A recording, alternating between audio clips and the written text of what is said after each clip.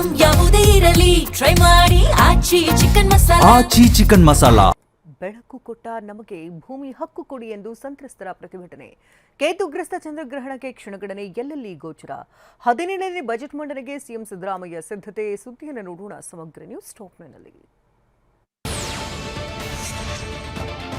ಬೆಂಗಳೂರು ಗ್ರಾಮಾಂತರ ಜಿಲ್ಲೆ ದೇವನಹಳ್ಳಿ ಬಳಿ ಕೆಂಪೇಗೌಡ ಏರ್ಪೋರ್ಟ್ನಲ್ಲಿ 5.17 ಕೋಟಿ ಮೌಲ್ಯದ ಗಾಂಜಾ ಜಪ್ತಿ ಮಾಡಲಾಗಿದೆ. ಕದಿಮರು ಬ್ಯಾಂಕಾಕ್ನಿಂದ ಹೈಡ್ರೋಫೋನಿಕ್ ಗಾಂಜಾ ತರ್ತಾ ಇದ್ರು. 14.79 ಕೆಜಿ ಗಾಂಜಾವನ್ನ ಲಗೇಜ್ ಬ್ಯಾಗ್ನಲ್ಲಿ ಅಡಗಿಸಿಕೊಂಡು ಬಂದಿದ್ದ. ಆದರೆ ತಪಾಸಣೆ ವೇಳೆ ಪಾಪಿ ತಗಲಾಕೊಂಡಿದ್ದಾನೆ. ಕೂಡಲೇ ಕಸ್ಟಮ್ಸ್ ಅಧಿಕಾರಿಗಳು ಆರೋಪಿಯನ್ನ ಬಂಧಿಸಿ ವಿಚಾರಣೆ ನಡೆಸಿದ್ದಾರೆ.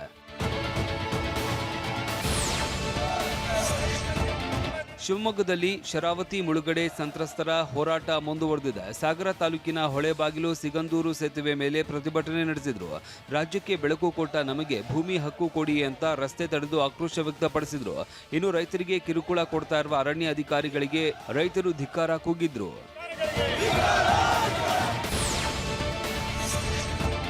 ಇಂದಿನ ಚಂದ್ರಗ್ರಹಣದ ಎಫೆಕ್ಟ್ ಹಲವು ದೇಗುಲಗಳಿಗೆ ತಟ್ಟಲಿದೆ. ಗ್ರಹಣ ಹಿನ್ನೆಲೆಯಲ್ಲಿ ಮೈಸೂರಿನ ಚಾಮುಂಡಿ ದರ್ಶನ ಮಧ್ಯಾಹ್ನ 3 ಗಂಟೆಯಿಂದ ರಾತ್ರಿ 8:30ರವರೆಗೂ ಬಂದ್ ಆಗಿರಲಿದೆ. ದಕ್ಷಿಣ ಕನ್ನಡ ಜಿಲ್ಲೆಯ ಧರ್ಮಸ್ಥಳದಲ್ಲಿ ಮಧ್ಯಾಹ್ನ 1:30ರಿಂದ ರಾತ್ರಿ 7:30ರವರೆಗೆ ದೇವರ ದರ್ಶನ ಇರೋದಿಲ್ಲ.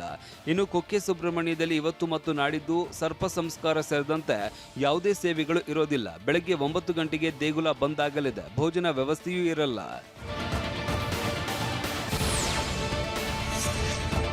ಇನ್ನು ಮಂಡ್ಯ ಜಿಲ್ಲೆಯ ಶ್ರೀರಂಗಪಟ್ಟಣದ ರಂಗನಾಥ ದೇಗುಲ, ಮೇಲುಕೋಟೆ ಚೆಲುವನಾರಾಯಣನ ದರ್ಶನಕ್ಕೂ ಗ್ರಹಣದ ಎಫೆಕ್ಟ್ ತಟ್ಟಲಿದೆ.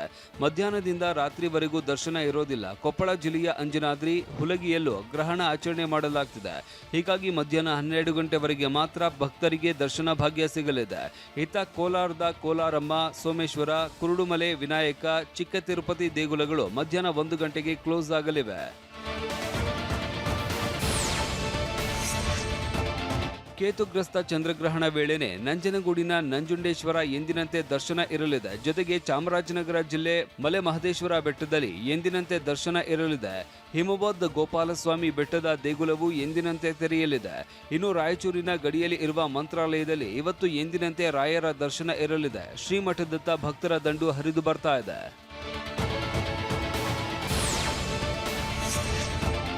ದಾಖಲೆಯ 17ನೇ ಬಜೆಟ್ ಮಂಡನೆಗೆ ಸಿಎಂ ಸಿದ್ದರಾಮಯ್ಯ ಸಿದ್ಧತೆ ನಡೆಸಿದ್ದಾರೆ. 2026-27ನೇ ಸಾಲಿನ ಬಜೆಟ್ಗೆ ಶಕ್ತಿ ಭವನದಲ್ಲಿ ಸಿಎಂ ಅಂತಿಮ ರೂಪ ನೀಡುತ್ತಿದ್ದಾರೆ.